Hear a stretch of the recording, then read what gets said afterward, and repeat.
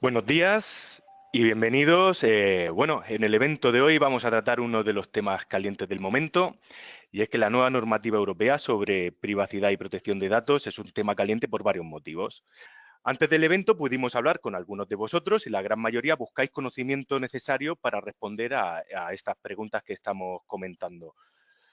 Y para ello, hoy contamos con expertos de distintos ámbitos para aclarar vuestras dudas y que la nueva normativa, ya que la nueva normativa tiene muchas aristas y mayor impacto que su predecesora.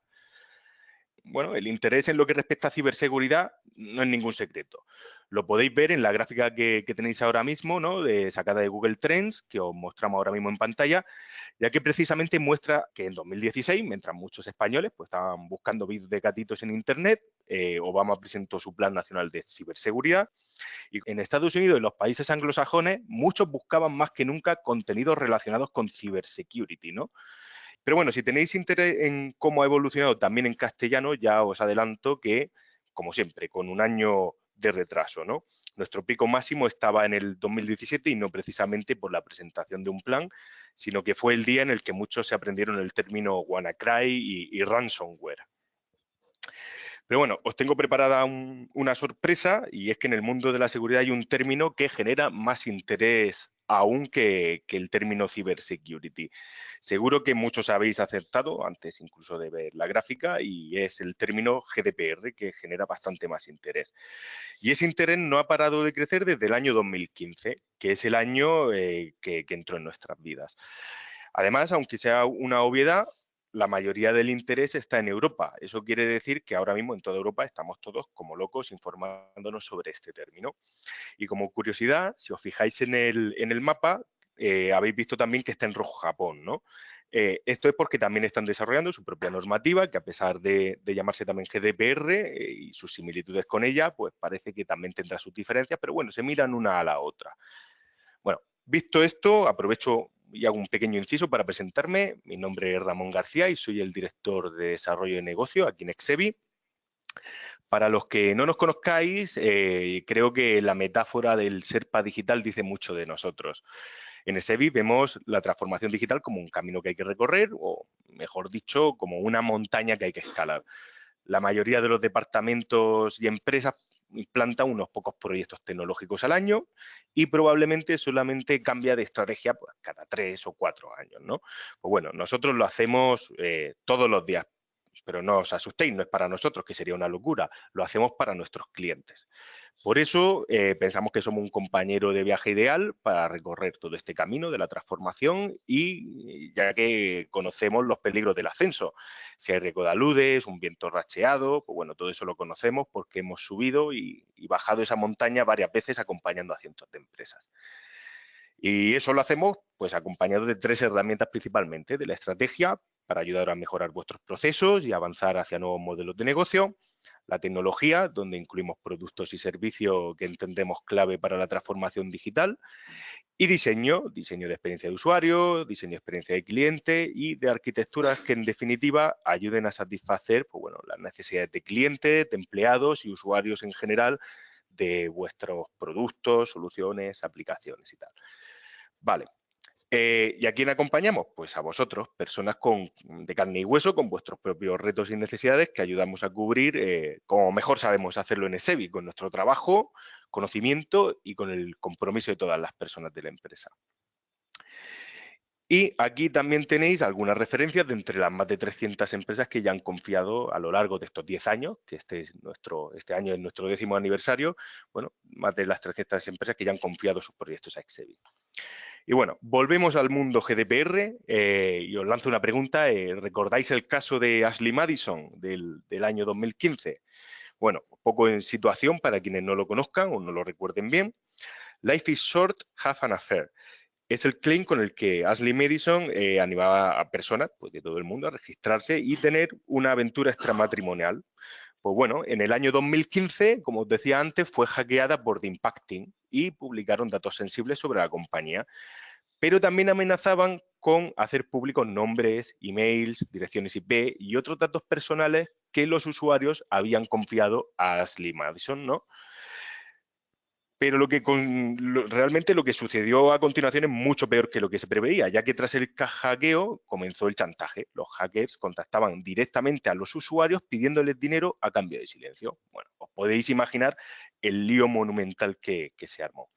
Y por supuesto, también tuvimos a todos los medios de comunicación haciendo su particular agosto, pues publicándolo todo, gráficos interactivos, mapas, resúmenes, una verdadera fiesta a la salud, de la reputación y de la economía de las víctimas. Y claro está que este caso es muy espectacular, pero esto nos puede pasar a todos en mayor o menor medida. Cualquier fallo de seguridad o un error en un procedimiento nos puede dar más de un dolor de cabeza. Si no, que se lo digan, pues yo que sé, a Equifax, a Deloitte y a otros tantos. Podemos relatar pues todo tipo de casos, desde una clínica que filtró por error miles de historias clínicas de pacientes a través de una red de intercambio de ficheros, bueno, un tipo emule, ¿no?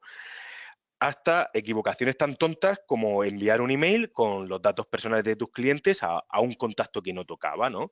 Todos estos casos tienen en común una infracción que puede conllevar importantes multas y una notable pérdida de reputación y de confianza. Las empresas son responsables de proteger los datos personales que están en su poder, de limitar el acceso a los mismos y también de utilizarlos, pues, por qué no decirlo, dentro del marco de la legalidad, utilizarlos correctamente.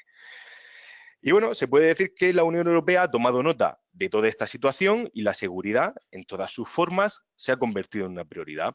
Así es como nace el Reglamento General de Protección de Datos, o RGPD, o como más nos suena a todos, GDPR, que es su acrónimo en inglés.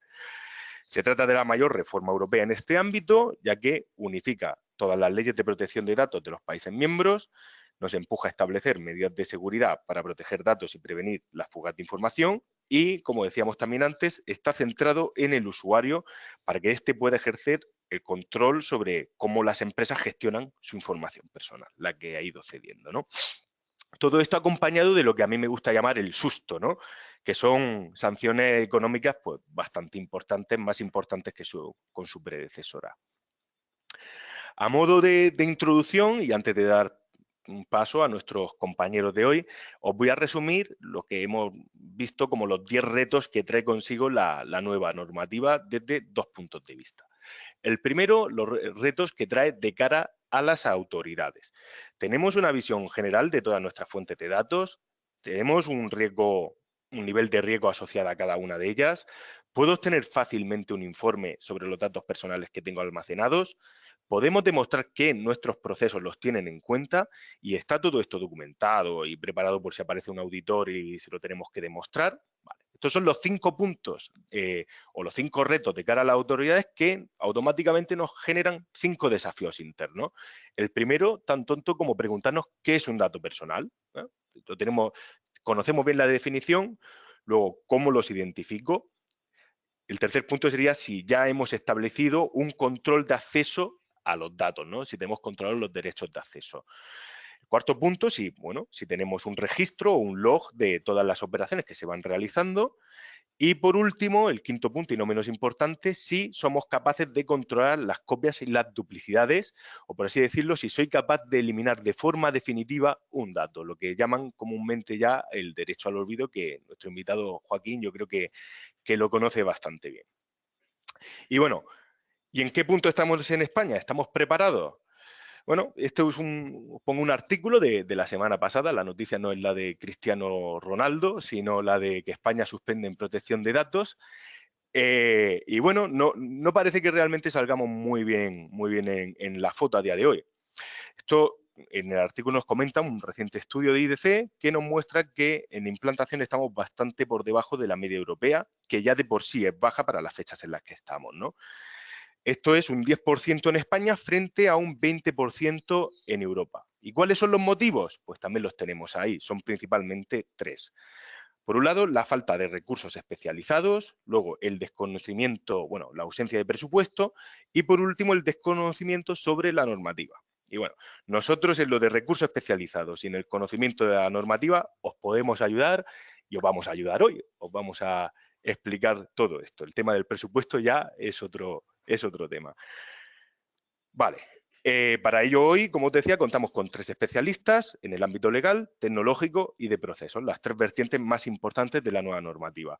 Por un lado, Joaquín Muñoz, abogado especializado en nuevas tecnologías del despacho Ontier Internacional, que nos presentará las claves legales.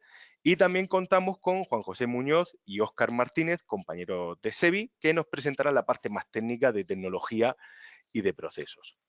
Y con esto yo ya termino y le doy paso a nuestro primer invitado de hoy, a Joaquín Muñoz. Pues nada, Ramón, muchas gracias, buenos días.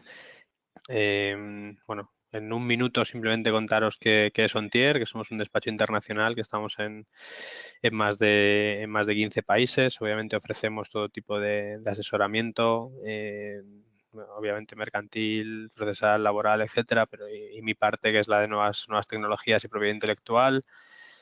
No quiero perder mucho tiempo en esto, simplemente, bueno, si necesitáis que os apoyemos en alguno de los países en los que estamos o en España, pues encantados de asesoraros. Y rápidamente me voy a centrar en el tema de hoy porque es el objetivo y entiendo que es lo que tiene interés para vosotros. Decía Ramón que prácticamente quedan pues escasos 100 días para que entre en vigor el reglamento. Muchas de las empresas quizá que estáis conectadas al webinar ya habéis empezado con la adecuación, algunas todavía estáis decidiendo o organizando la propia adecuación. Sí me gustaría, sin ser alarmista, pues decir que las agencias de protección de datos ya han advertido que los 2 años que se han dado de margen para que las empresas adecúen sus procesos al reglamento van a concluir el día 25 de mayo y a partir de esta fecha van a exigir su cumplimiento. Por lo tanto, creo que sí queda tiempo todavía, dependiendo del tamaño y del tipo de empresa a la que pertenezcáis. Es posible que dé tiempo todavía a estar preparado el 25 de mayo, pero no se puede dejar para mucho más adelante, puesto que contamos ya con pocos días y, como veréis ahora, son muchas cositas las que hay que revisar, muchos procesos los que hay que revisar y que hay que actualizar. De todas esas cuestiones, novedades que introduce el reglamento, hemos identificado 14 como las más importantes. Hay muchas más, pero bueno, debido al tiempo que tenemos hoy, nos vamos a centrar en estas 14 novedades que creo que son las que os pueden afectar a la mayoría de los que estáis hoy conectados al webinar, ¿no? Respecto del ámbito de aplicación territorial, comentaba antes Ramón que el interés obviamente se suscita en Europa, puesto que obviamente al ser una normativa europea y al tener forma de reglamento, va a ser de directa aplicación en todos los países de la Unión Europea. Es decir, no sucede como con las directivas, que luego cada país tiene que adaptarlas o transponerlas y hacer una ley nacional, sino que el reglamento es directamente aplicable en todos los países de la Unión Europea, ¿no? Con esto lo que se intenta es armonizar la normativa en todos los países de la Unión, que todas las empresas tengan que cumplir las mismas obligaciones y que los afectados, los usuarios, pues sus derechos sean respetados por igual en todos los países. ¿Por qué ponemos ahí Europa pero no solo Europa? Pues porque el reglamento obviamente va a aplicar a las empresas que tengan su establecimiento permanente en Europa, pero dice que también va a aplicar a aquellas empresas que, no estando en la Unión Europea, ofrezcan servicios o productos a ciudadanos de la Unión Europea y para ello tengan que tratar sus datos personales. Esto obviamente seguramente a la mayoría de vosotros nos afecta directamente, pero sí que nos puede afectar bien como usuarios y también a la hora de elegir proveedores, en las cuales pues una de nuestras responsabilidades será asegurar que todos los proveedores con los que contemos a nivel internacional, especialmente de fuera de la Unión Europea, cumplan con los estándares que nos pide a nosotros la normativa como responsables del tratamiento de los datos. A continuación, me gustaría comentar 3 principios que ya estaban de alguna forma imbricados en la normativa de protección de datos, bien por la jurisprudencia, bien por los informes del Grupo de Trabajo del artículo 29, que son y que el reglamento introduce ya por fin en una norma, y sobre los cuales pues giran prácticamente todos los artículos y todos los criterios de aplicación de la normativa, que son el principio de responsabilidad proactiva, el principio de privacidad desde el diseño y el principio de privacidad por defecto.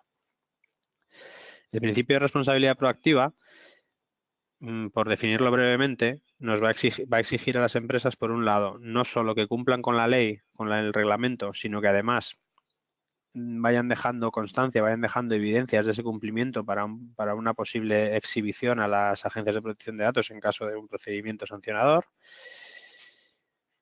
Esto como primer punto. Y como segundo nota característica, creo que es importante destacar que este principio va a dejar bastante más libertad a las empresas en cuanto a la implementación de las medidas de seguridad que crean oportunas o que sean suficientes para proteger los datos personales. Va a dejar bastante más libertad a la hora de tomar determinadas decisiones, pero por otro lado, la empresa va a ser responsable de que esas decisiones, de que esas medidas de seguridad implementadas sean suficientes y funcionen. Por ello, pues las empresas tendrán que realizar controles periódicos para comprobar el buen funcionamiento de las medidas de seguridad que tienen implementadas, deberán realizar auditorías periódicas para comprobar el estado de la adecuación o, por ejemplo, también deberán formar a sus empleados en las obligaciones y en los deberes que tienen relativas con el tratamiento de datos. Todo esto, como hemos dicho antes, habrá que documentarlo y dejar las evidencias oportunas para acreditar que hemos estado cumpliendo y que hemos hecho de alguna manera todo lo que está en nuestra mano para proteger los datos de una manera correcta y suficiente. Ahí menciono el documento de seguridad 4.0. Lo que quiero simbolizar es que el documento de seguridad que actualmente tenemos las empresas, que normalmente es una carpeta en papel en la estantería del departamento jurídico o de sistemas que no se toca prácticamente de auditoría en auditoría, tiene que evolucionar. No nos sirve con un documento estanco, un documento estático, sino que por esa obligación de acreditar los cumplimientos tenemos que ir a un documento pues más, digamos, virtual, más actualizable, más que nos permita ir dejando evidencias, ir dejando todas las constancias de los cumplimientos. En el reglamento lo llaman registro de actividades del tratamiento, que entiendo que será una parte de la evolución del documento de seguridad. Tendrá que haber una parte, obviamente, de las medidas de seguridad como existen actualmente y, por otro lado, un registro de actividades del tratamiento en el sentido de la generación y la conservación de esas evidencias. Este cumplimiento del principio de responsabilidad proactiva, sobre todo el cumplimiento de la generación de las evidencias y del ir conservando y generando todas las evidencias y conservándolas para una posible exhibición a las agencias, será una de las funciones principales del delegado de protección de datos, como luego veremos. El cumplimiento de la normativa obviamente no corresponde únicamente al delegado, pero sí que el delegado, o en aquellas empresas que no estén obligadas a tener delegado, el responsable de protección de datos, pues deberán ser proactivos también en la generación de todas esas evidencias. Luego veréis que este principio de responsabilidad proactiva lo vamos a ir enlazando con la mayoría de cuestiones que mencionemos, puesto que de alguna manera, como digo, con esa obligación de no solo cumplir, sino de ir dejando constancia de que cumplo, pues vamos a tener que ir dejando evidencias de los cumplimientos que más adelante voy a comentar. Tenemos también el principio de privacidad desde el diseño, o privacy by design, como se conoce en inglés. La definición también básica de este principio lo que implica es que las empresas, en aquellos procesos nuevos, en aquellos tratamientos nuevos en los que se vaya a proponer, se vaya a diseñar un nuevo servicio, un nuevo producto, una nueva campaña de marketing, un nuevo desarrollo informático, en esos nuevos procesos de tratamiento de datos que van a implicar un tratamiento de datos, la empresa tiene que involucrar al responsable de privacidad, al responsable de protección de datos de la empresa, de seguridad, o en caso de que sea obligatorio al delegado de protección de datos, va a tener que implicar desde el inicio a ese responsable en el diseño de ese nuevo proceso, de ese nuevo protocolo, de ese nuevo servicio, para que aconseje cómo desarrollar ese protocolo de acuerdo con la normativa de protección de datos. Es decir, lo que sucede muchas veces ahora, que es que yo desarrollo un nuevo proceso, un nuevo producto, un nuevo servicio y a última hora pregunto al abogado responsable o al abogado externo o a la persona responsable de la empresa sobre qué consideraciones tengo que tener, y muchas veces, precisamente por no haber tenido en cuenta muchas de esas consideraciones jurídicas, tenemos que modificar el proceso, lo que pide el reglamento es que lo hagamos desde el inicio. Es decir, desde que estemos diseñando ese nuevo servicio, ese nuevo producto, tenemos que contar con el apoyo, con la opinión del responsable de privacidad de la empresa, bien sea interno, bien sea un asesor externo, quien sea, para que nos pueda aconsejar sobre cómo desarrollarlo de forma correcta que cumpla con la normativa.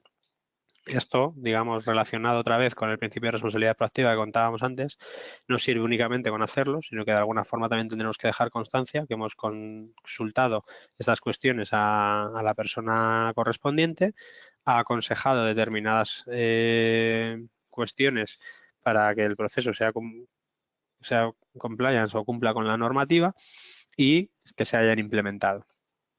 Respecto de privacy by default o privacidad por defecto, lo que nos exige este principio es que cuando podamos dar diferentes niveles de privacidad, diferentes niveles de seguridad al usuario, tenemos que tender siempre a, por defecto, darle la mayor protección, darle la mayor capa de seguridad, la mayor capa de privacidad y que sea el usuario el que, si quiere, voluntariamente, vaya liberando esas capas de privacidad o de acceso a su perfil. El caso más evidente, por ejemplo, es Facebook. En Facebook, cada vez que nosotros nos damos de alta, cada vez que un usuario da de alta un perfil en la plataforma, por defecto el perfil está lo más abierto posible y es el usuario el que tiene que cerrar las capas de privacidad a su voluntad. Lo que nos pide este principio es justo lo contrario. Lo que nos pide este principio es que por defecto ese perfil estuviera lo más cerrado posible y que fuera el usuario el que, si tenía esa intención, pues lo vaya abriendo y vaya dejando mayor acceso a su perfil. Estos dos principios, igual que el de responsabilidad proactiva, obviamente suponen la implicación del DPO, pero es importante también entender que no es una cuestión únicamente de que una persona en la empresa cumpla o esté pendiente de este cumplimiento. Es algo que tenemos que imbricar en la cultura de la empresa, es algo que tenemos que fomentar mediante formación, mediante información a nuestros empleados, para que todo el mundo sea consciente de cuáles son las obligaciones y cuáles son las medidas de seguridad que tienen que tener en cuenta a la hora de tratar los datos personales. Una de las novedades principales, y seguramente la que más vamos a notar visualmente en los próximos días, es la relativa al consentimiento de los afectados. Como sabéis, hay muchas formas de legitimar el tratamiento de los datos. El consentimiento no es la única. Podemos apoyarnos también muchas veces en que el tratamiento de datos es necesario para cumplir con la relación contractual que tengo con el usuario.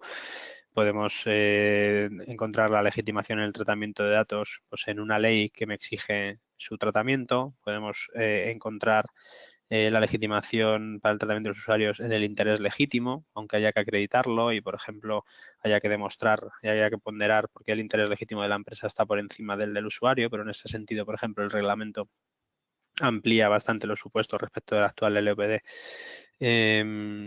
para poder encontrar el encaje en ese tratamiento basado en el interés legítimo. Pero sí que es cierto que una de las formas de legitimación más habitual es el consentimiento del usuario. En aquellos casos en los que basemos nuestra forma de legitimación del tratamiento de los datos en el consentimiento, tenemos que tener en cuenta que el reglamento nos va a pedir que este sea siempre inequívoco, que siempre tiene que ser, digamos, evidente, siempre tiene que consistir en una acción positiva del usuario, que habiendo sido informado, efectivamente nos presta el consentimiento. La principal novedad para mí que introduce el reglamento es que especifica que los consentimientos han de ser individuales por cada finalidad para la que vayamos a tratar los datos. ¿Esto qué significa? Pues que lo que sucede actualmente, que en muchas ocasiones en una misma cláusula de consentimientos incluimos 2, 3, 4 o muchas más finalidades y con una única aceptación, con un único consentimiento, el usuario nos otorga su permiso, tenemos que evolucionarlo y separar cada consentimiento en función de la finalidad para la que lo vayamos a tratar y que sea el usuario el que decida para qué nos concede permiso o para qué no, y que pueda excluir determinados tratamientos o determinadas finalidades. Esto significa pues, que esos 3, 4, 5 consentimientos que antes agrupábamos tenemos que indicarlos individualmente y el usuario tendrá la potestad de decidir cuál consiente y cuál no.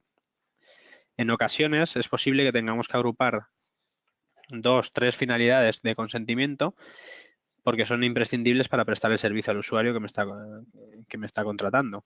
Es decir, habrá ocasiones en las que para yo poder prestar un determinado servicio, para poder entregar un determinado producto, tendré que recabar determinados consentimientos que sean obligatorios. Pues en ese caso no habría problema. Se pueden indicar cuáles de los consentimientos son obligatorios para prestar el servicio, incluso agruparlos, y qué consentimientos son excepcionales, normalmente los que vengan relacionados pues más con acciones comerciales, con envío de newsletters, etcétera, por ejemplo, ¿no? Y ahí sí que tenemos que dar la opción al usuario de seleccionar para cuál nos consiente y para cuál no. Es por eso que seguramente en estos días estéis recibiendo o vayáis a recibir pues muchas comunicaciones de las empresas que están tratando vuestros datos a nivel de usuario, pues precisamente para volver a recabar esos consentimientos individualmente en caso de que no estuvieran así obtenidos. Una de las cuestiones que se suelen plantear en este punto es qué sucede con los consentimientos que yo ya tengo obtenidos anteriormente.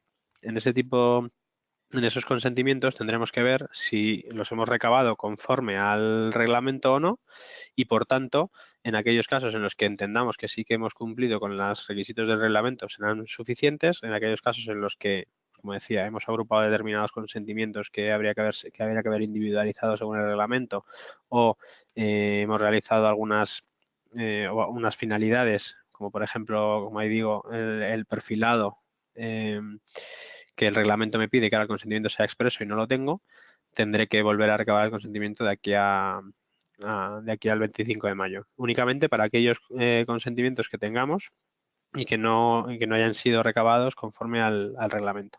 Y volviendo al principio de accountability una vez más, no sirve digamos, recabar el consentimiento correctamente, sino que además tenemos que quedarnos con evidencias de ese consentimiento. En ese registro de actividades del tratamiento, una de las pestañas será las evidencias del consentimiento que hemos ido recabando de los usuarios. Ligado con el consentimiento, obviamente, está el deber de información, para el cual el reglamento amplía el contenido mínimo. Tenemos que ir a un contenido similar al de la anterior LOPD, pero además, pues el reglamento nos exige pues, que, en relación con lo que decíamos antes, que las diferentes finalidades para las que tratamos los datos sean diferenciadas, sean individuales y se explique correctamente a qué corresponde cada una de las finalidades. Nos pide el reglamento también que de alguna manera el texto que contenga la política de privacidad, la información sobre el tratamiento de datos, quede resaltado el resto del texto de alguna manera, para que el usuario, si hace una lectura en diagonal rápida de todo el texto, pueda localizar rápidamente dónde está la información relativa al tratamiento de sus datos personales. Esto lo podemos hacer pues bien subrayándolo, o sea, en negrita, en un recuadro, en otro color, bueno, algo que destaque esa cláusula del resto del texto para que el usuario sea consciente que ahí está la información del tratamiento de sus datos. Y en aquellos casos en los que sea posible, nos pide el reglamento también que indiquemos el tiempo máximo de conservación de los datos. Habrá en muchas ocasiones en las que tengamos que decir que es un tiempo indefinido o hasta finalización del contrato. En otras ocasiones, a lo mejor, por ejemplo, en procesos de selección, en campañas de marketing, en campañas de comunicación, podremos indicar un tiempo máximo de conservación de los datos. En ese caso, deberíamos hacerlo. Mencionaba Ramón antes que una de las cuestiones más mediáticas es el régimen sancionador que estipula el reglamento, llegando hasta 20 millones de euros o el 4% de la cifra de negocios a nivel de grupo. Estas sanciones que espero que se reserven pues para casos muy flagrantes y en los que se evidencia que ha habido mala fe por parte de la empresa. Con esto lo que se intenta es ir a un régimen sancionador muy parecido al que sucede en materia de competencia, por ejemplo, en el cual se intenta disuadir a las empresas pues de no hacer un cálculo de riesgos y que puedan llegar a incumplir voluntariamente la normativa, atendiendo a que pueden asumir la sanción que les sería impuesta porque les pueda salir rentable en función de lo que van a ganar con ese incumplimiento.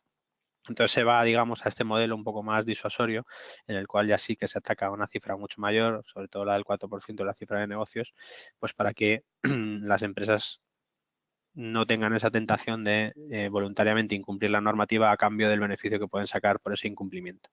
En el reglamento no se estipulan niveles, pero como sabéis, por derecho administrativo español, en España sí que sí que es necesario estipular esos niveles de infracción leve, grave o muy grave y, por lo tanto, las sanciones que se imponen a cada una de las infracciones. Y en el proyecto de ley orgánica de protección de datos que se está ahora mismo en discusión en el Congreso, sí que se va a estipular estos niveles. El problema es que seguramente esta nueva LOPD, esta nueva ley orgánica de protección de datos, no va a ser publicada hasta final de año, previsiblemente. Y lo que sí establece el reglamento es que cada caso, la sanción en cada caso ha de ser impuesta en consideración de las circunstancias de cada caso, es decir, del tamaño de la empresa, de los sujetos afectados, de la gravedad de la infracción, etcétera, etcétera. Entonces, en cada caso habrá que hacer una ponderación de todos estos factores para determinar la sanción. Este es uno de los asuntos un poco más en el cual no podemos dar mucha más información, porque hasta que no veamos cómo las agencias de protección de datos realmente aplican los criterios del reglamento en el procedimiento sancionador, pues no vamos a poder tener una referencia, sobre todo en los niveles de aplicación de las sanciones en sus rangos máximos o de cómo están aplicando esa consideración de las circunstancias de cada caso. Muy rápidamente también os comento una novedad referente a las transferencias internacionales, sobre todo en lo relativo a aquellas transferencias internacionales a países con un nivel, digamos, inferior de protección, como puede ser como el que se exige en la Unión Europea, como pueden ser Estados Unidos, etcétera, etcétera.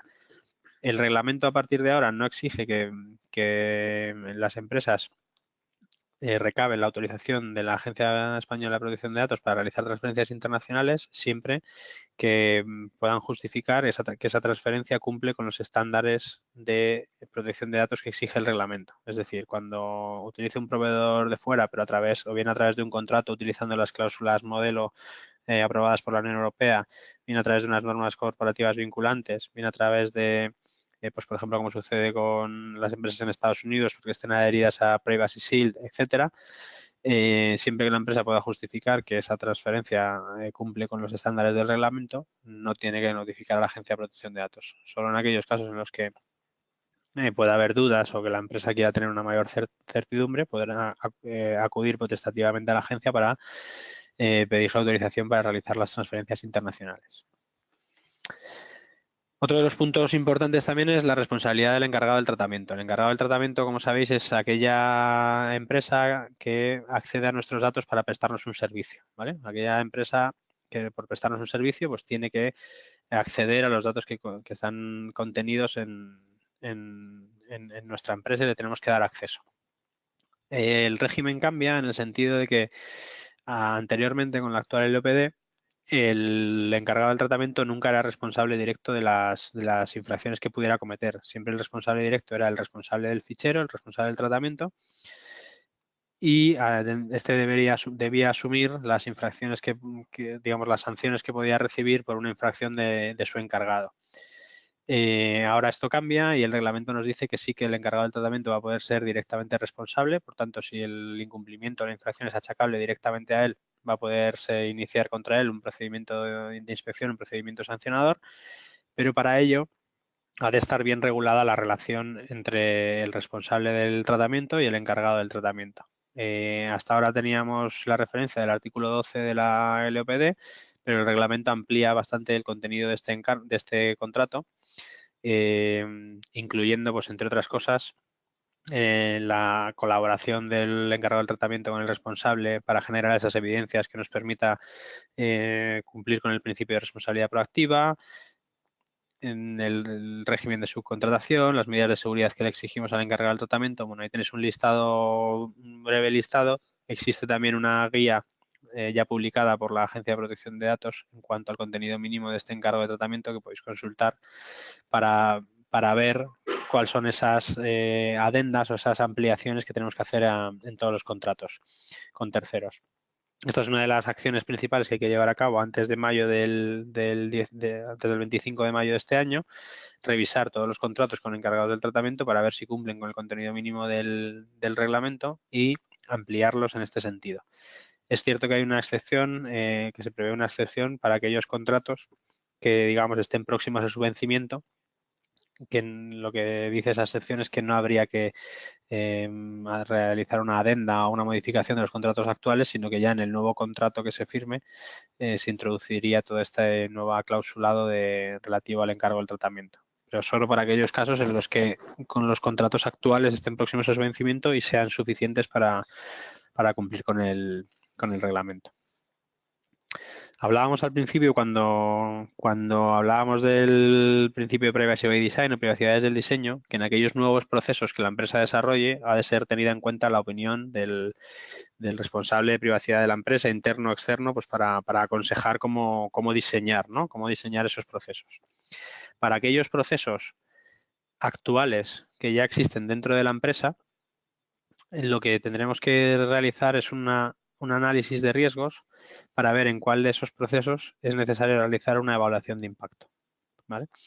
El reglamento va más allá del concepto de fichero que nos exigía la LOPD. El reglamento lo que nos pide es que tengamos claros todos los procesos en los que tratamos datos dentro de la empresa, digamos, a un nivel más de profundidad que el fichero. Por ejemplo, cuando hablábamos antes del fichero de recursos humanos, dentro de ese fichero de recursos humanos, como lo tenemos, digamos, actualmente configurado, pueda que haya 5, 6, 7 procesos diferentes, que serían el de selección de personal, el de envío de nóminas, el de formación, etcétera, etcétera, ¿no? Dentro de esos ficheros que tenemos actualmente registrados, pues seguramente nos encontraremos con varios subprocesos. Lo que nos pide el reglamento es que vayamos a ese detalle, al detalle de los procesos. Luego Óscar os contará más en profundidad toda la parte de los procesos, pero sí que es importante, y por eso, digamos, este webinar lo hacemos conjuntamente, la parte legal y la parte más técnica y de procesos.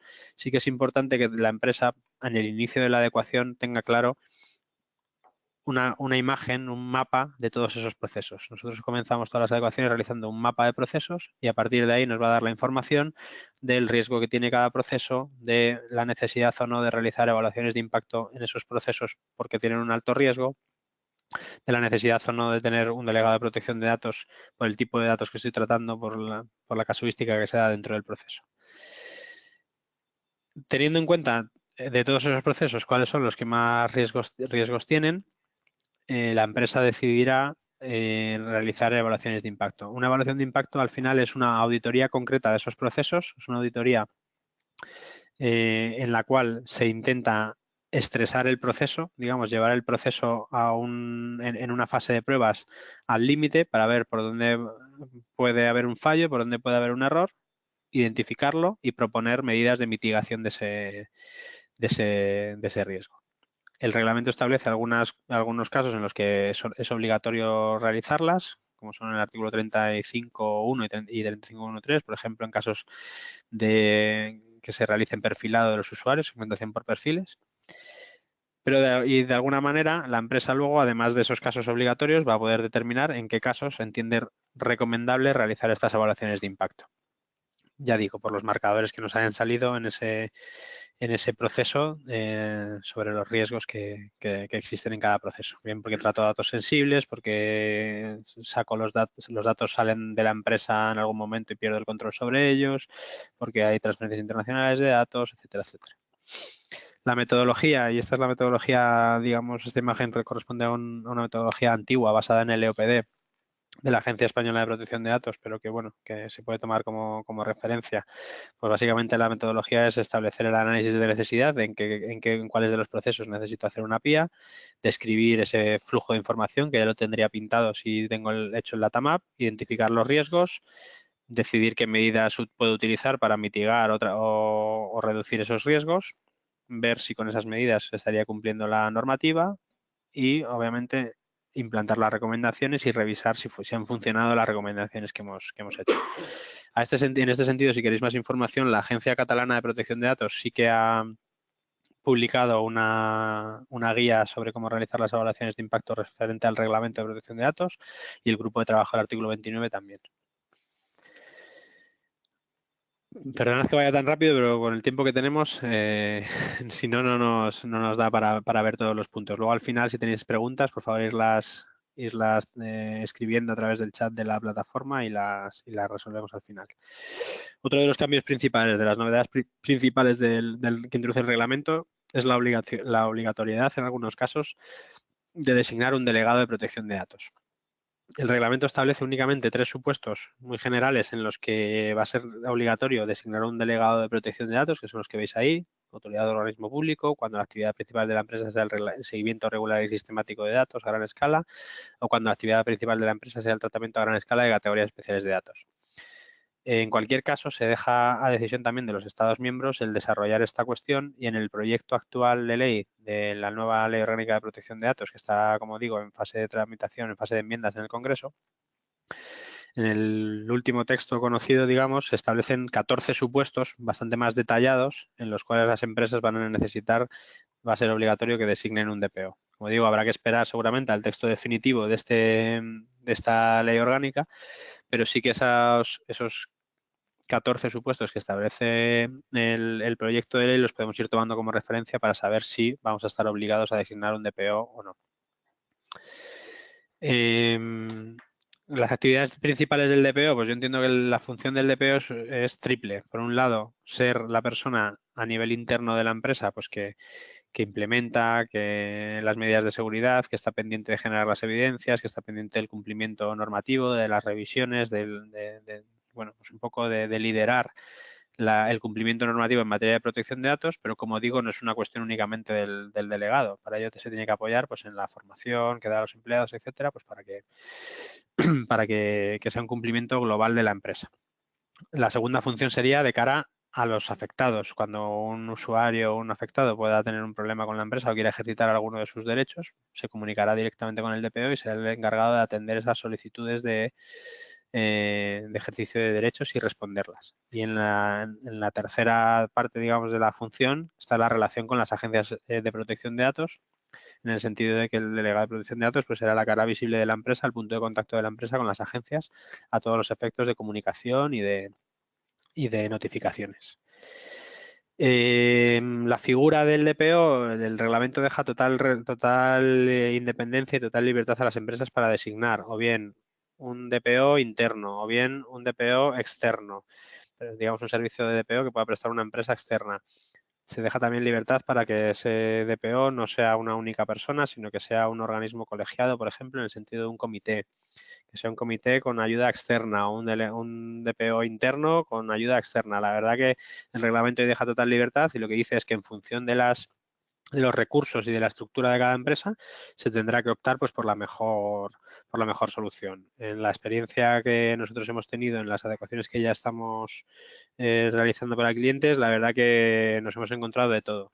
En función de la estructura y de los recursos de cada empresa, yo creo que lo ideal es que se pueda nombrar un DPO interno, aunque sea asistido por asesores externos en un momento determinado, puesto que al final el DPO interno va a estar más en el día a día de la empresa y va a tener pues más contacto con las necesidades de la empresa.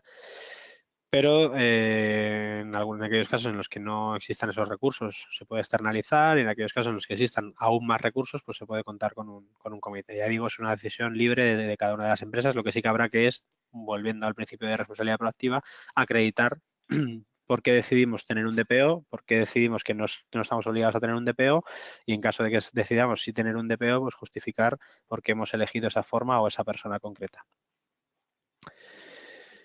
Voy terminando. En cuanto a la notificación de brechas de seguridad, también es una novedad que introduce el reglamento. Nos dice que cuando seamos conscientes, cuando identifiquemos que la empresa ha sufrido una brecha de seguridad, tenemos la responsabilidad de notificar en el plazo de 72 horas a la Agencia de Protección de Datos que hemos sufrido este incidente. Ese plazo de 72 horas no es casual, se nos da para que de alguna manera no solamente informemos de que hemos sufrido una brecha de seguridad, sino que en ese plazo de 3 días nos dé tiempo a intentar corregirla, mitigar el riesgo y en esa notificación incluyamos también cuáles son las medidas de seguridad, las medidas de mitigación que hemos llevado a cabo y en qué estado está la brecha de seguridad en ese momento.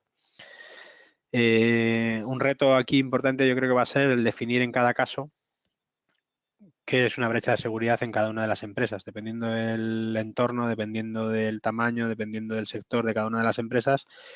El concepto de brecha de seguridad o el criterio de brecha de seguridad puede variar. Tenemos que determinar en qué casos notificamos estas brechas de seguridad a la empresa. En caso de que además esa brecha de seguridad haya dejado al descubierto datos de los usuarios, que pueda suponer un riesgo para ellos, tenemos que, además de notificar a la Agencia de Protección de Datos, a los usuarios. Algo así, haciendo un símil con el caso que contaba Ramón al principio de Ashley Madison, pues en ese caso se tendría que haber notificado a la Agencia de Protección de Datos y también a los usuarios, pues para que procedieran a cambiar las contraseñas, bloquear sus cuentas, etcétera, etcétera. Y esto tendremos que ver también la relación que pueda tener con la transposición en España de la Directiva de Ciberseguridad, puesto que la directiva también prevé una notificación de los incidentes de ciberseguridad a las agencias nacionales de ciberseguridad y seguramente cuando esté en vigor esta normativa tengamos que notificar tanto a la Agencia de Protección de Datos como a la autoridad competente en materia de ciberseguridad. El perfilado es una de las cuestiones también bastante novedosas en los que el reglamento se detiene e introduce bastante novedad. Llamamos perfilado a cualquier procedimiento automatizado de toma de decisiones, cualquier herramienta de Big Data que nosotros utilicemos para conocimiento de los usuarios y en base a la cual podamos segmentar por perfiles a nuestros usuarios para pues enviarle información personalizada sobre sus gustos o preferencias, decidir si les concedemos un determinado servicio o no, etcétera, etcétera. En estos casos, ya hemos ido mencionando a lo largo de la exposición que el reglamento nos pide algunas medidas de seguridad extraordinarias. Por un lado, que el consentimiento para llevar a cabo el perfilado ha de ser siempre expreso o contar con una habilitación normativa que nos lo permita.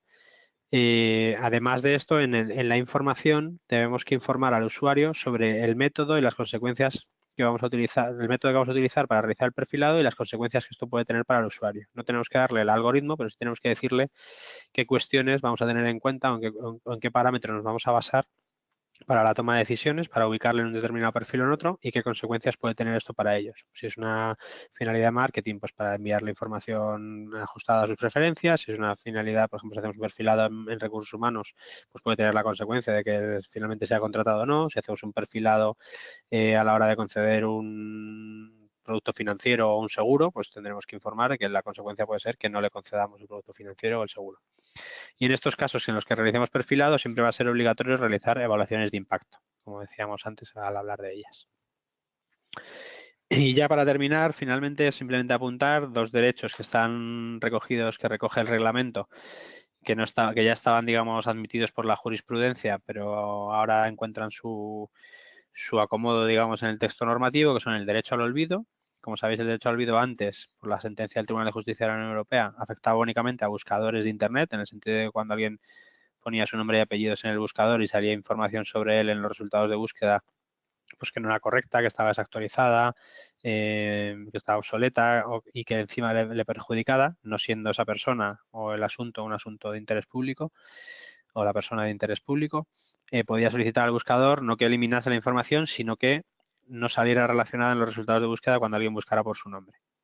Ahora este derecho al olvido, digamos, se amplía, se une al derecho de supresión, al derecho de cancelación, al derecho de supresión, y va a afectar no únicamente a los buscadores de Internet, sino a todas las empresas, en el sentido de que si una empresa ha publicado determinada información en un sitio web acerca de un usuario, el usuario va a poder solicitarle su eliminación. Y además solicitarle su eliminación y que si algún otro prestador de servicios o alguna otra página web ha republicado esa información por haberla obtenido de su sitio, que se encargue de pedirle que también la elimine. Y el derecho a la portabilidad de datos, en muy resumido, lo que implica es que cuando un usuario está utilizando un servicio y está incluyendo sus datos personales, en caso de querer dejar de utilizar ese servicio para empezar a utilizar otro servicio similar de la competencia, va a poder pedir al primero una copia exportable e interoperable de esos datos para directamente con esa información ir al nuevo servicio y no tener que volver a incluir toda esa información que ya había incluido en el primero.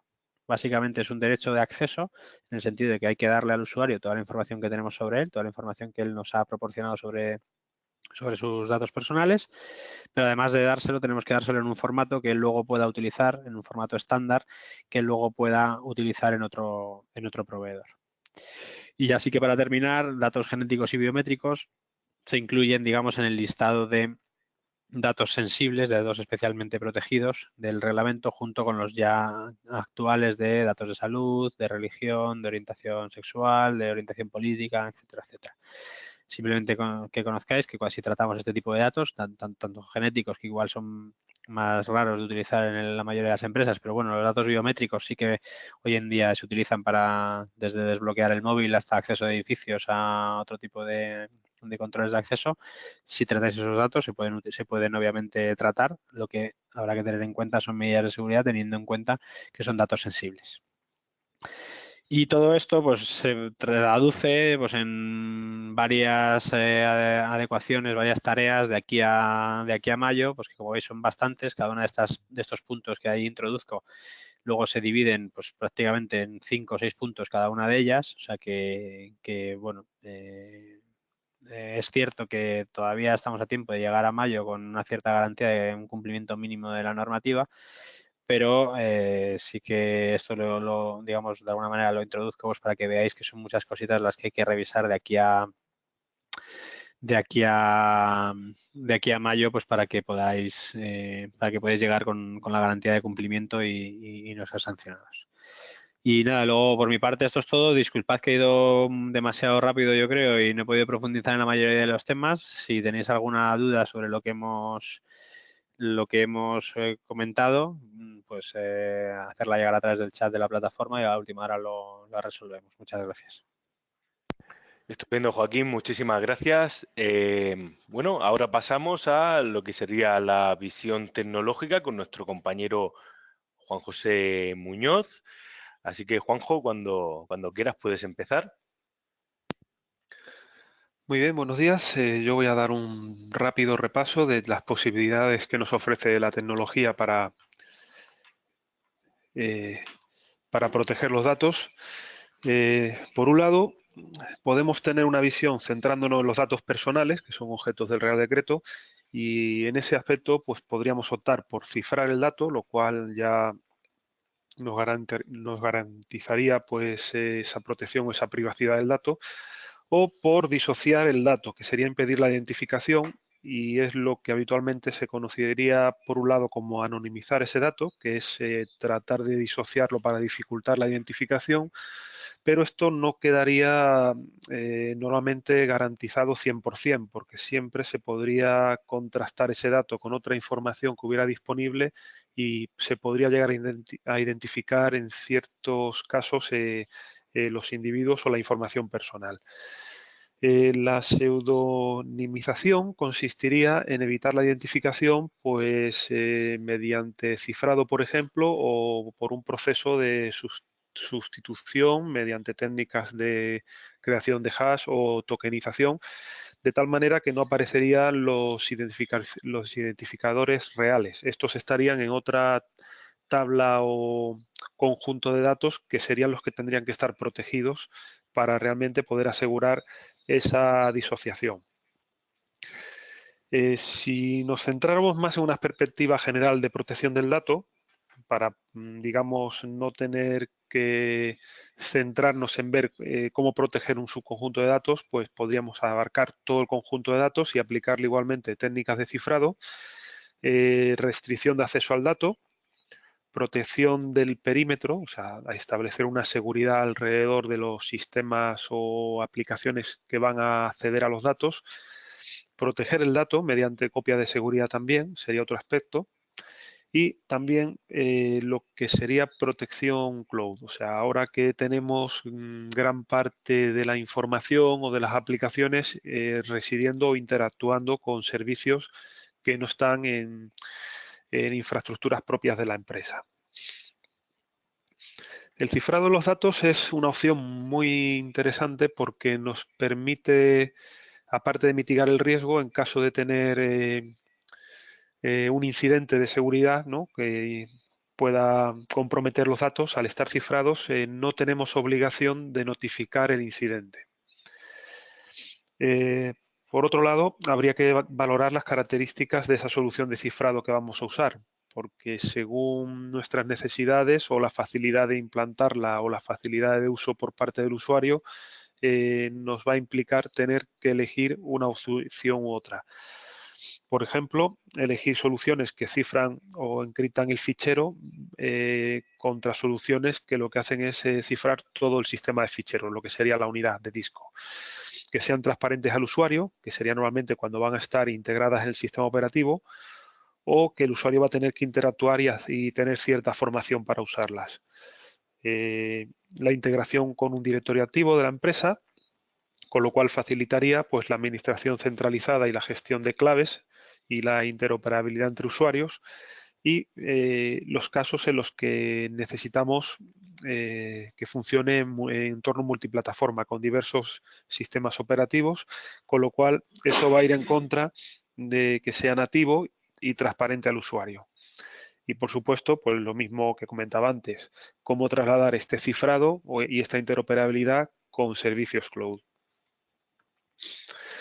Este sería un ejemplo de protección de datos personales en Salesforce para una empresa, tokenizando o cifrando los campos de datos que aparecen en la aplicación. Cuando los usuarios son autorizados, que es el caso de la imagen central, esos usuarios están accediendo y siendo validados por una especie de proxy de seguridad, y va a ser el que se va a encargar de, una vez validados los usuarios, de desencriptar o deshacer esa sustitución de datos para que el usuario vea la información real. Mientras que usuarios no autorizados que se conecten a la aplicación, lo que van a ver es toda la información ofuscada. En la restricción de acceso al dato, la primera directiva sería empezar pues aplicando los mínimos permisos necesarios. O sea, solo tiene que tener derechos para acceder a la información las personas necesarias, y solo pues si es para tener acceso de lectura, lectura, si es para modificación, pues modificación y lectura. No debemos aplicar estos permisos persona por persona, porque esto nos va a complicar después revocarlos, retirarlos o hacer un cambio. Para ello lo que debemos hacer es asignar permisos de acceso según el papel que cumple esa persona dentro, por ejemplo, de un equipo de trabajo. Así lo que haremos será retirar a esa persona del equipo o del tipo de papel que va a hacer sobre los datos, y no tener que ir pues punto por punto retirándole permisos a ese individuo.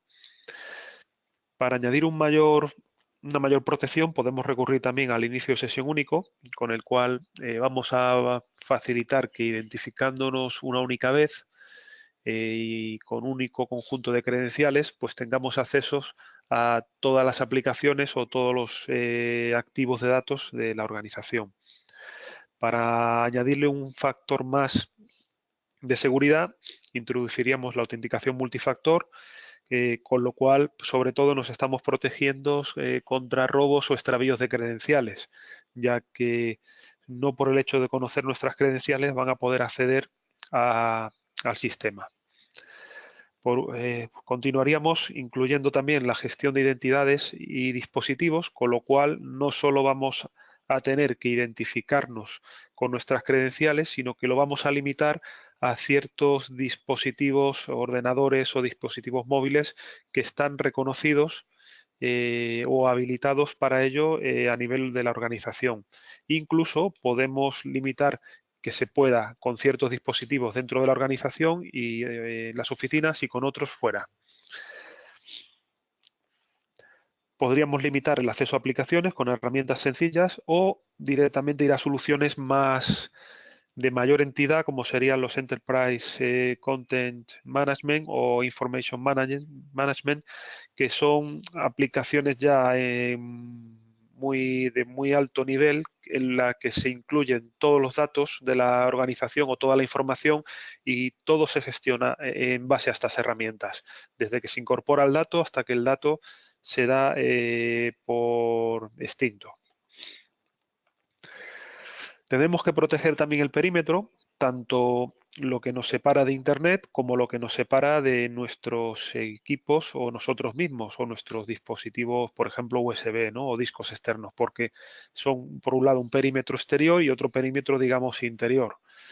Esto lo haremos mediante firewalls, principalmente de nueva generación, que pueden identificar qué flujos de datos se están dando y qué aplicaciones se usan, sistemas IDS o IPS que detecten anomalías o comportamientos extraños, proteger los puestos con sistemas más que antivirus, pues anti-amenazas, anti-X diríamos, sobre todo amenazas no reconocidas como pueden ser los ataques de ransomware. Por otro lado, proteger nuestros activos mediante la gestión y de las actualizaciones, hacer un análisis de vulnerabilidades periódicos, sobre todo de aplicativos web con el que prestemos servicios a terceros o a nuestros clientes. Convendría hacer hacking ético también de estos aplicativos y, por supuesto, de todo ello, registro y gestión y análisis de los logs de todos los eventos de seguridad que se puedan dar. Estas evidencias que registramos pueden analizarse para registrar actividad de los usuarios, por ejemplo, accesos con credenciales incorrectas, auditoría de los cambios administrativos, que es un punto importante, sobre todo para ver quién administra o quién gestiona al administrador, quién le vigila. Sistemas SIEM, que harían un poco todo esto por nosotros, porque analizarían todos estos eventos y logs y buscarían comportamientos y correlarían unas actividades con otras. Y un tipo más avanzado y más reciente de productos que se aplican en este campo son los ETLs, que son sistemas más orientados a hacer pues business intelligence, en el sentido de que lo que hacen es incorporar muchas fuentes de información, transformarlas y buscar también patrones o resultados ante cierto tipo de actividades. Por último, relacionado con el tema de cloud, estaría el Shadow IT, que es la informática en la sombra. Son aquellas aplicaciones y datos que están fuera del control de los administradores, ya sea porque no están autorizadas o al menos no reconocidas oficialmente por la organización. Se calcula, según diversas encuestas e informes que se han hecho, que el número de aplicaciones que se usan no reconocidas de este tipo son entre 3 y 10 veces lo que se imaginan los administradores. O sea, si podemos pensar que son 10 aplicaciones las que se usan tipo Gmail o Dropbox, realmente pues pueden ser entre 3 y 10 veces más. El 20% de los datos que se almacenan en estas aplicaciones son a su vez compartidos con terceros y el 2% de estos datos tienen información sensible. Por tanto, existe un riesgo de pérdida o exposición de esta información, ya sea pues, por un error humano o por un interés premeditado. Y, por supuesto, son vector de ataque para el robo de contraseñas. Si te roban tus credenciales, pues todos los datos que tengas internos que estén en alguna de estas aplicaciones pueden ser accedidos de forma externa.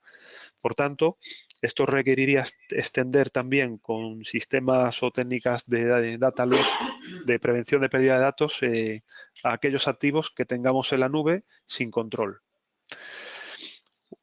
Algunos productos que están saliendo en los últimos años son lo que se conocen como CASB, que viene a ser como un proxy de acceso a la red, a Internet, que inspecciona y aplica restricciones de acceso o para detectar anomalías en la conducta.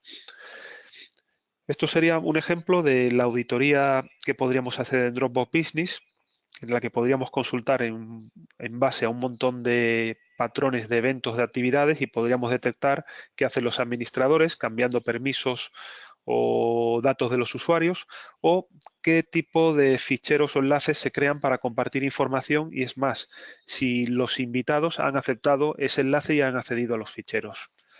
Con ello podríamos auditar el acceso pues, a Dropbox Business y proporcionarlo como medio de compartir información en vez de dejar que la gente pues ante esta necesidad comparta los datos con sus Dropbox personales o Box o otras herramientas.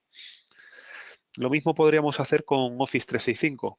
Podríamos auditar qué ficheros se comparten, ya sea del OneDrive o del SharePoint Online y todo eso quedaría recogido en una página de consulta masiva donde podemos hacer las consultas que queramos al respecto.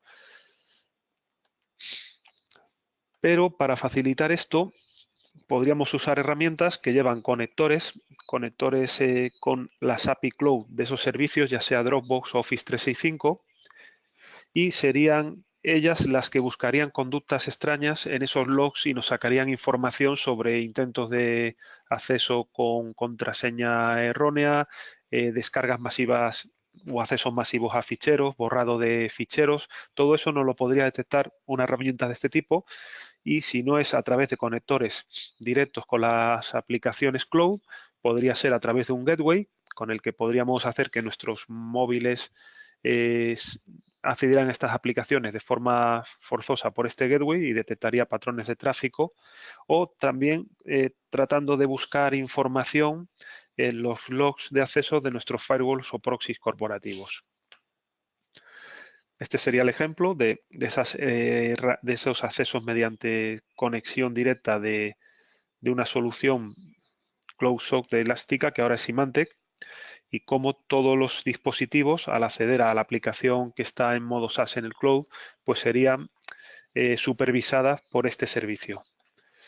Y en este otro caso sería cuando la aplicación SaaS no dispone de integración directa, lo que haríamos sería forzar a todo el acceso a la aplicación a través del proxy de Cloud SOC de Elastica. Y eso es todo, nada más. Muchas gracias. Muchísimas gracias, Juanjo. Como podéis ver, bueno, después de todo lo que hemos visto con Joaquín y con Juan José Muñoz, muchos diréis, vaya, esto es muy grande, ¿no? Nos podemos incluso perder entre tantas cosas. Bueno, para eso tenemos también nuestra última intervención, porque la clave está también en los procesos, ¿no? Al final, todo esto que hemos hablado, en algunos casos se aplicará en mayor medida, en otros casos se aplicará en menor medida. Bueno, como hemos dicho, la clave está en los procesos y para eso tenemos hoy a Óscar Martínez. Así que cuando quieras, Óscar, puedes comenzar. Muy bien, buenos días a todos. Yo voy a intentar ajustarme al tiempo, dado que ya llevamos un ratito escuchando mucha información. Y bueno, lo que sí que me gustaría es, independientemente de que aquí aparecen temas de lo que es un sistema de gestión de seguridad de la información, me gustaría daros un enfoque de que, claro, esto lo tenéis que llevar a cabo, ¿vale? Y nosotros planteamos o creemos que el enfoque que hay que darle a la aplicación del reglamento es el enfoque que hay que darle a cualquier sistema de gestión que tienes que utilizar en tu organización. Y es, debes de tomar una decisión. ¿Quieres que el sistema trabaje para ti o quieres trabajar para el sistema? Me explico.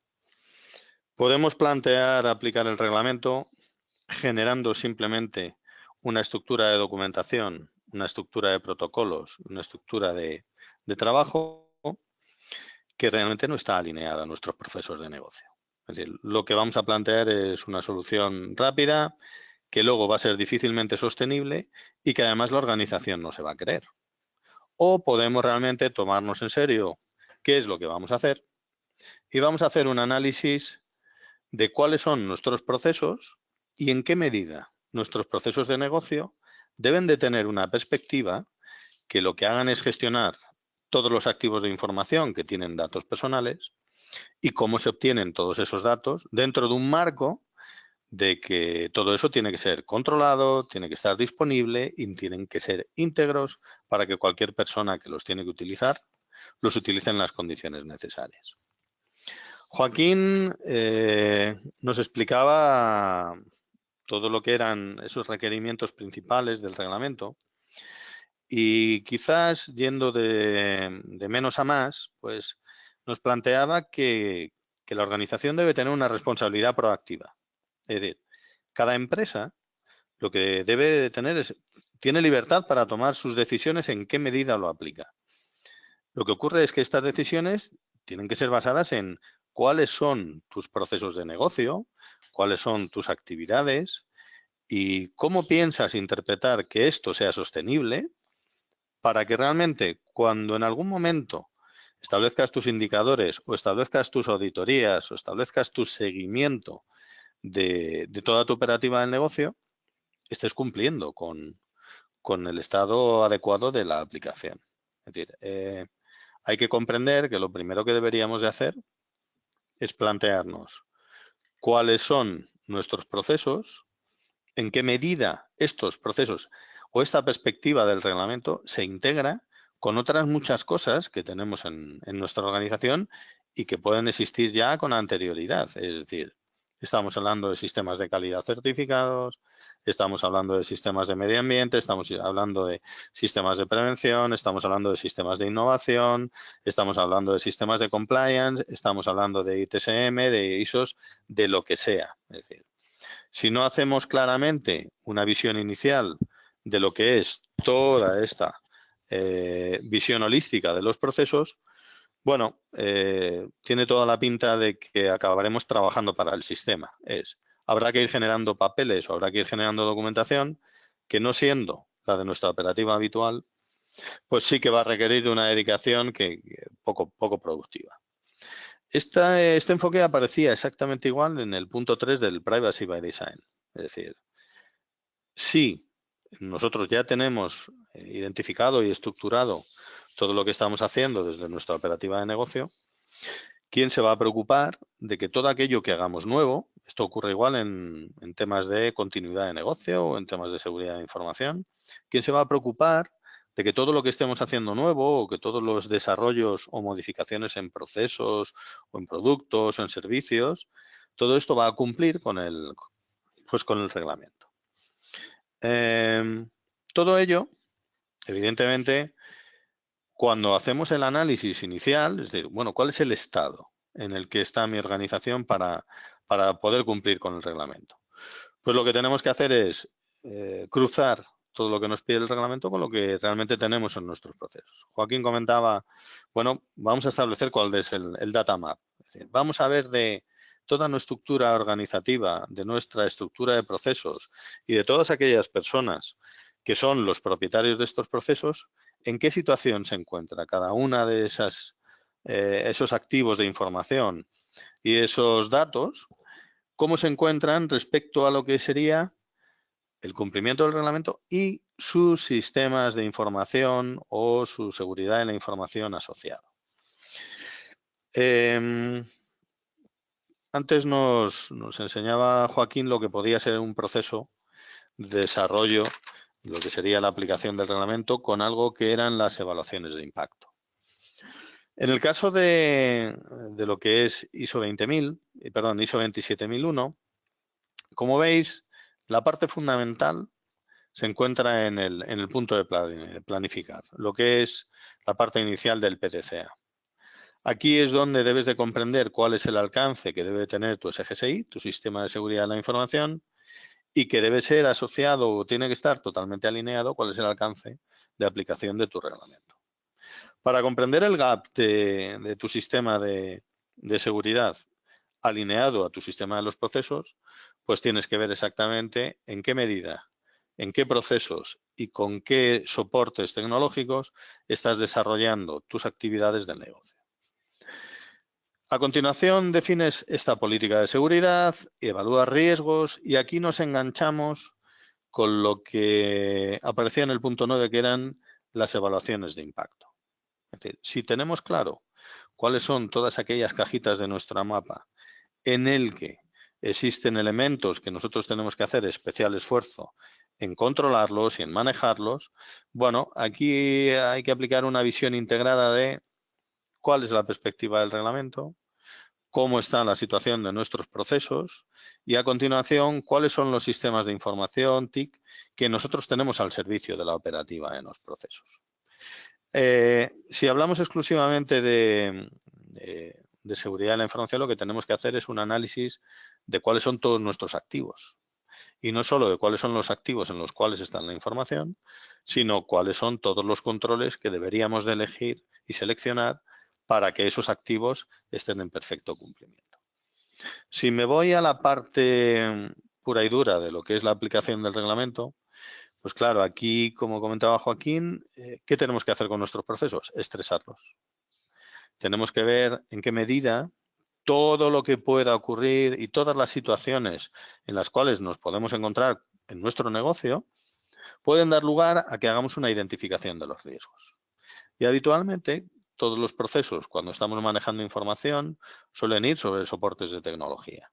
Y es necesario hacer desde una visión integrada este análisis de riesgos para posteriormente establecer los planes de tratamiento del riesgo. Esto es lo que es puro y duro, pues lo que nos están planteando los PIAs, y es cómo piensas estructurar desde tu estado actual hasta el estado en el cual vas a cumplir con todos los requerimientos del reglamento, qué piensas hacer para que esos requerimientos se cumplan. Y aquí nos vamos a encontrar, pues, en estos últimos días, pues, varias empresas nos decían, bueno, es que esto puede conllevar que yo tenga que cambiar muchas cosas en infraestructura o pueda cambiar o tenga que tomar decisiones relevantes a la hora de modificar mis procesos. Pues sí, efectivamente. En algunos casos tendremos que plantear cómo los vamos a desarrollar de forma inmediata, porque nuestros riesgos pueden ser mitigables rápidamente o pueden ser reducibles, o en algunos otros casos lo único que tengo que plantear es cómo voy a controlar el riesgo. Bien. Está claro que a partir de este momento y desde esa visión, yo tengo que plantear una declaración de aplicabilidad, tengo que estructurar mis PIAs, tengo que valorar cómo todo ello impacta en mi operativa y desde este momento ya es la parte de hacer. La empresa, la organización, es la que tiene que desarrollar, implantar todos estos cambios que mediante una tutorización hay que garantizar que cumplen todos los controles que se han establecido, todas las políticas que se han establecido, todas las modificaciones en los procesos y que llevan asociados todo lo que serían los cambios que requieran de los sistemas que manejan toda esta información. El tercer punto ya sería la parte de verificación, es en qué medida todo lo que hemos desarrollado pues está cumpliendo lo que se había establecido desde el diagnóstico inicial. Extrapolándolo a la parte del reglamento, pues al final de los proyectos lo que hacemos es una auditoría, evidentemente, una auditoría de cumplimiento de que no solo todo lo que hemos identificado es trazable respecto a la posición de inicio inicial, sino que todo lo que se ha implantado y se ha modificado es verificable y está cumpliendo contra todos los principios que habíamos identificado inicialmente. Si en algún caso hay que desarrollar acciones que mejoren o hay que establecer algún tipo de desviaciones frente a lo que habíamos previsto, en esa auditoría final o en esa validación final, antes de que el sistema empiece a estar en producción, pues también desarrollamos ese análisis. ¿Para qué? Pues para que realmente toda la aplicación del reglamento esté integrada dentro de lo que son los procesos puros y duros del negocio. Desde este punto de vista, ¿qué es lo que conseguimos? Que el propietario del proceso sea el que haga la vigilancia y haga el seguimiento de cumplimiento de todos los requerimientos. ¿Para qué? Pues para que no sea exclusivamente el responsable de que el reglamento se cumpla el DPO, sino que realmente el DPO es el coordinador y sea el vigilante, el que supervisa, el sponsor, de que el sistema está funcionando adecuadamente, al igual que cuando tenemos un director de calidad, pues es el que está vigilando que el sistema cumpla con los requerimientos de ISO 9001 o cuando tenemos un responsable de medio ambiente o cuando tenemos un responsable de un sistema integrado que esté cumpliendo con todas esas perspectivas, igual que el propietario del proceso está cumpliendo o está vigilando con los objetivos que tiene ese proceso a través de sus indicadores operativas. Para finalizar, simplemente mostraros pues un ejemplo hecho con el mapa de procesos de Exevi, en el que una vez que desarrollas el roadmap y ves cuáles son los procesos que existen, no todos tienen el mismo nivel de criticidad. Entonces, hay que identificar sobre cuáles de esos procesos realmente hay que hacer un trabajo de mejora, hay que aplicar unos PIAs y cómo desde una perspectiva integrada todos esos procesos realmente pueden descansar en lo que es la operativa habitual del negocio de la empresa. ¿Vale?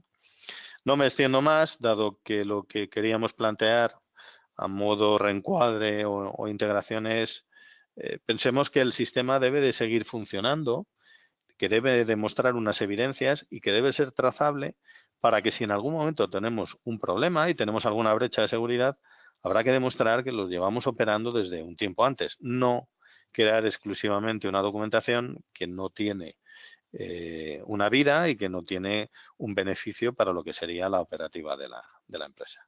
¿Vale? Por mi parte, nada más, agradeceros el tiempo que lleváis con nosotros y paso a Ramón para ver si tenéis algún tipo de cuestiones o cierre del webinar. Pues muchas gracias, Óscar. Y bueno, ya sabéis que podéis seguir a Exevi en las redes sociales y estar atentos a todas las novedades en eventos y noticias en www.exevi.com. Lo dicho, muchísimas gracias y que pasen un buen día.